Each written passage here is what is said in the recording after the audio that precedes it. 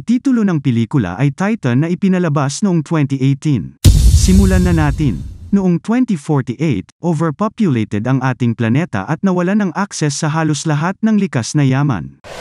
Ang gobyerno ay nagsimula ng isang programa na genetically modify 14 na sundalo upang pumunta sa Saturn's moon Titan upang magsimula ng bagong sibilisasyon doon.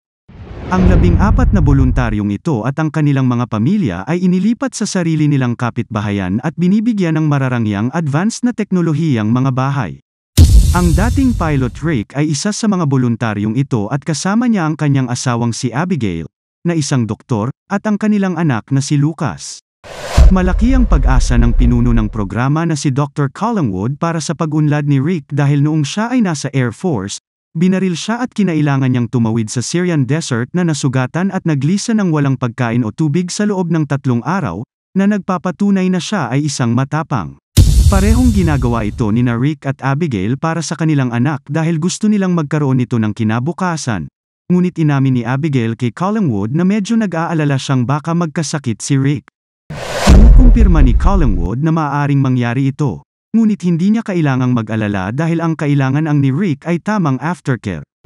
Kapag ang lahat ng mga voluntaryo ay tapos ng lumipat, magkakaroon sila ng kanilang unang pagpupulong kasama ang Collingwood upang simulan ang paggamot.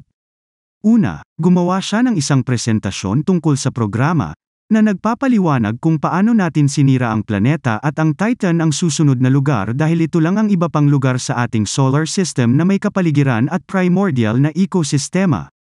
Gayunpaman, mayroon din itong likidong methane na umuulan sa malalaking karagatan at lawa na hindi malalanguyan at isang kapaligirang mayaman sa nitrogen na hindi nila malalanghap, napakalamig upang manirahan. Ito ang dahilan kung bakit sa halip na ay terraform, nagpasya sila binago ng genetically ang mga tao upang umangkop sa mga likas na katangian ng Titan. Hindi nauunawaan ng isa sa mga voluntaryo kung paano hindi tatanggihan ng mga katawan ang paggamot, at habang ipinaliwanag ni Collingwood na matagumpay ang mga klinikal na pagsubok, inamin din niya na walang salungguhit garantiyang mabubuhay ang lahat. Ang voluntaryo ay patuloy na nagtatanong sa programa, ngunit pinatahimik siya ni Rick at sinabihan siyang umalis kung hindi niya ito gusto. Ang mga voluntaryo ay nagmula sa iba't ibang panig ng mundo at sila ay napili dahil lahat sila ay nakaligtas sa matinding mga pangyayari. Pagkatapos ng pulong binibigyan sila ng mga card key upang magkaroon ng ganap na access sa base at dadalhin sa lab para sa kanilang unang shutout ng 300 na makukuha nila sa susunod na ilang linggo. Sinusubukang ipaliwanag ni Dr. Freya kung para saan ang bawat shot, ngunit kalahati lang ang naiintindihan ni Rick. Nagsisimula ang pamilya ni Rick ng bagong routine mula noon, ngunit hindi ito kakaiba. Pumapasok si Lucas sa paaralan, si Abigail ang nag-aalaga sa bahay, at kapag pinayagan siya, kasama niya si Rick sa iba't ibang paggamot. Ang lahat ng mga voluntaryo ay naging mabilis na magkaibigan at nagsimula silang tumambay ng sama-sama sa labas ng base. Ang pagiging magkapitbahay ay nagbibigay daan sa sila na maghahanda ng mga salo-salo sa hapunan at barbecue sa lahat ng oras. Minsan ang mga pag-uusap sa panahon ng mga party na ito ay medyo madilim. Tulad ng kapag ang isa sa mga voluntaryo ay umamin na natatakot siya na pagkatapos ng 2 taon sa Titan na napagkasunduan nila, hindi na sila papayagang bumalik. Isang araw, may dagdag na inumin ang kanilang barbecue party dahil ito na ang huling pagkakataon na ang mga voluntaryo ay pinapayagang uminom ng alak. Sa gabi, nahihilo si Abigail dahil sa dami ng nainom niya, kaya tinulungan siya ni Rick na umakyat. Gayunpaman, siya ang nahuhulog habang nagsisimula siyang umubo ng husto, pakiramdam niya ay hindi siya makahinga. Tiningnan siya ni Abigail at napansin niyang inaapoy siya ng lagnat at agad siyang kinaladkad sa kwarto, kung saan pinainom siya ng gamot at inihiga sa kama. Sinasamahan siya sa buong gabi. Makalipas ang ilang sandali, labis na nasisiyahan si Collingwood sa kung paano umuunlad ang mga sample ng DNA ng mga voluntaryo. Ibig sabihin ay oras na para sa isang malaking pagsubok. Ang grupo ay hinihiling na gumugol ng mahabang panahon sa ilalim ng tubig nang walang tangke ng oxygen, at pagkatapos ng kalahating oras na marka, tanging sina Rick at Tali na lang ang natitira, na gumagawa ng kaunting kompetisyon mula rito. Sa bandang huli, umabot si Tali sa 39 na minuto, ngunit nagawa ni Rick na manatili doon sa katunayan napaka-komportable niya kaya nagsimula siyang lumangoy sa pool. Ikinagulat nito ang lahat dahil si Rick ay hindi lumalangoy tulad ng isang normal na tao, Siya ay tumatakbo ng napakabilis habang kumikilos na parang dolphin. Sa gabi, ipinakita ni Rick ang bagong paglipat na ito sa kanyang anak sa garden pool. Pagkatapos, niyakap niya si Lucas, at sinurpresa siya ng bata sa pamamagitan ng pagpapalaki sa kanyang namatay na lolo, na sigurado siyang magugustuhan ang lahat ng ito. Pagkatapos ay sumama siya sa kanyang asawa sa pool upang maligo sa tubig, ngunit napos ni Abigail ang mga bagay nang mapansin niya ang ilang itim na ugat sa katawan ni Rick. Nagtataka si Rick kung ano ang mali, ngunit parang nawala ang kadiliman at nagpasya si Abigail na huwag pansinin ito sa ngayon. Makalipas ang ilang araw, sumailalim ang mga boluntaryo sa kanilang unang operasyon. Ang isa sa mga asawang si Ryan ay bumisita kay Abigail para hayaan ang kanilang mga anak na maglaro ng magkasama, at ibinahagi niya ang ilan sa kanyang mga alalahanin. Inamin niya na siya ay labis na natatakot at hindi niya akalain na lumabas si Rick mula sa operasyon na nasa mabuting kalusugan at umuwi upang ipagpatuloy ang paggugol ng oras kasama ang kanyang pamilya. Masaya si Abigail na makita siyang mabuti, ngunit nag-aalala rin siya tungkol sa mga potensyal na side effect na nababasa niya sa manual na ibinigay nila sa kanila. Mamaya ng gabing iyon, nagising si Abigail na walang laman ang kama. Nasa kusina pala si Rick, naglalagay ng yelo sa kanyang balat dahil sobrang init ang kanyang pakiramdam. Naghanda si Abigail ng mas malaking balde ng malamig na tubig para sa kanya, at hinamon siya ni Rick sa isang maliit na laro. Pareho nilang ipinasok ang kanilang mga kamay sa loob ng balde, at habang kailangan itong ilabas ni Abigail pagkatapos ng ilang minuto dahil hindi niya kayang tiisin ang lamig, pinanatili sila ni Rick doon, na nagpapatunay na hindi na niya nararamdaman ang lamig. Kinaumagahan, sabay silang tumakbo, at huminto sila para humanga sa isang espesyal na lugar sa tabi ng kalsada na may pinakamagandang tanawin ng lugar. Nagdadalamhati si Rick na hindi niya mailigtas ang planeta. Nagpapatuloy ang iba't ibang eksperimento, na kinabibilangan ng pagtakbo gamit ang mga maskara na ginagaya ang atmosphere ng Titan at paglangoy ng matagal sa nagyayelong tubig. Kung minsan ang isang boluntaryo ay hindi makayanan at kailangang umalis sa buong araw, ngunit sa kaso ni Tali, siya ay matigas ang ulo at gustong manatili sa tubig kahit na halos hindi niya kayang tiisin ang lamig. Para matulungan siya, tinuturuan siya ni Rick na magnilay sa ilalim ng tubig. Isang hapon pagkatapos gawin ang pagsubok, ang mga boluntaryo ay nasa shower, at napansin ni Rick na nalalagas na siya. Kinumpirma ni Tali na nangyari rin ito sa kanya.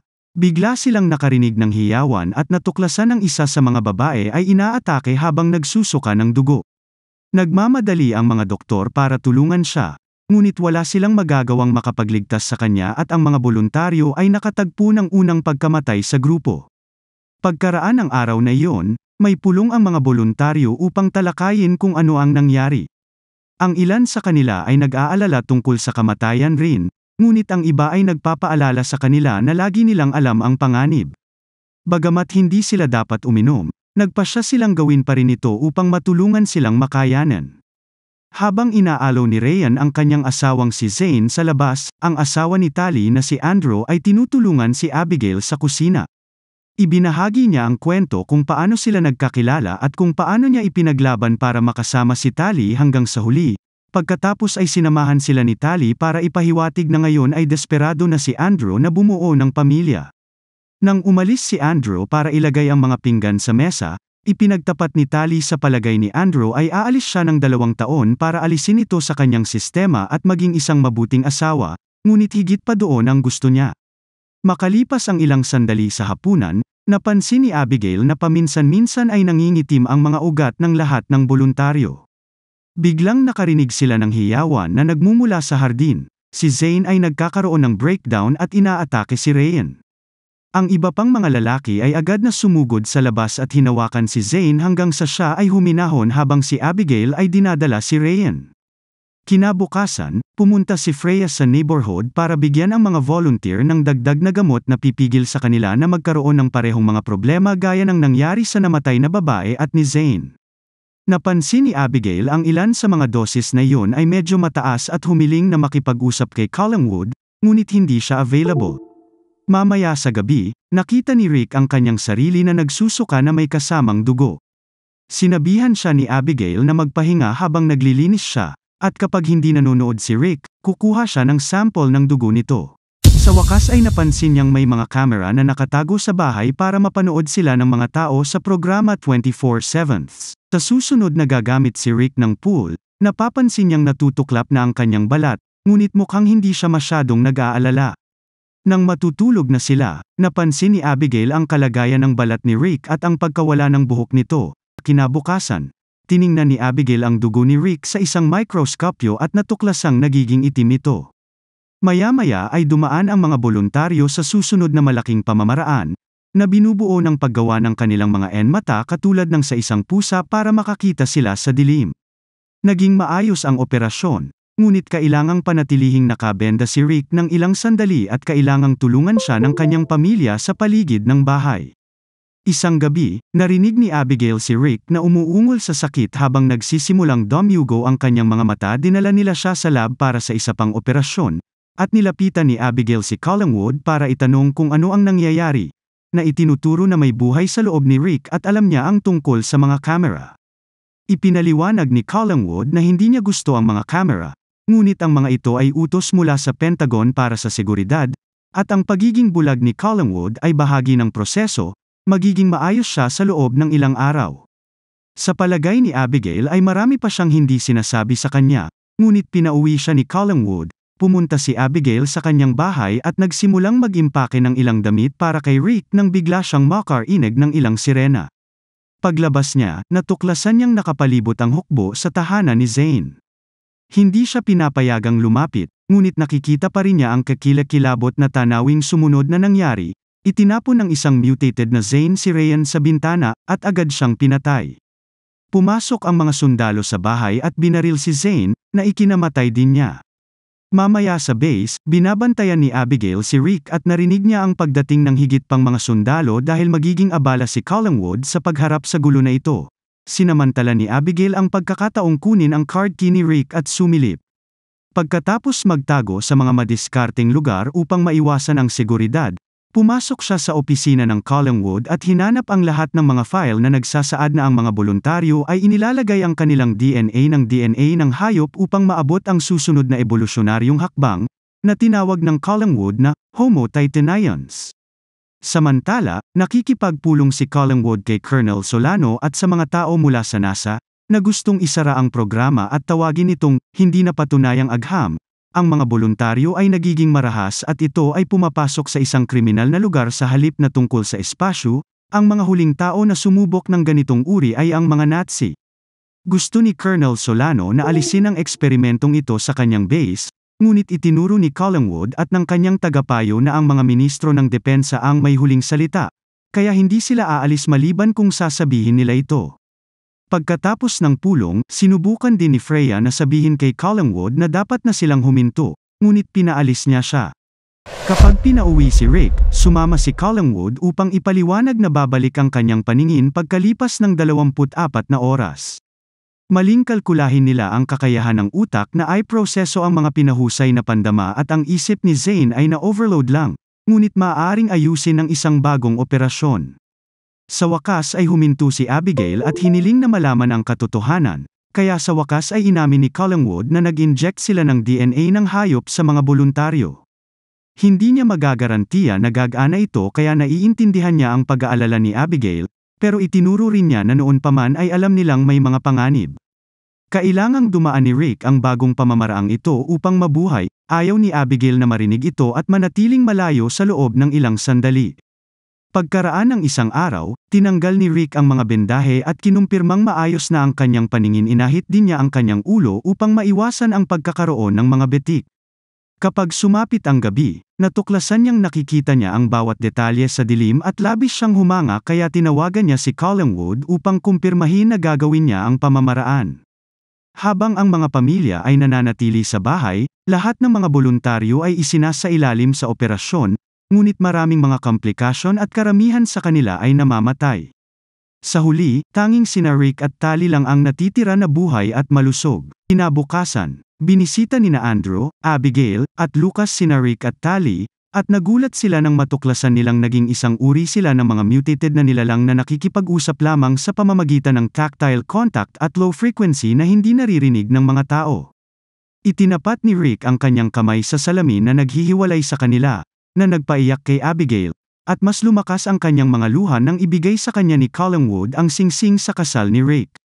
Sa loob ng ilang araw, aalis sina Tally at Rick papuntang Titan, ngunit samantala pinapayagan silang manatili sa bahay. Nahihirapan si Rick na magsuot ng damit ng tao at nang subukang tulungan siya ni Abigail, aksidenteng nataman siya ni Rick.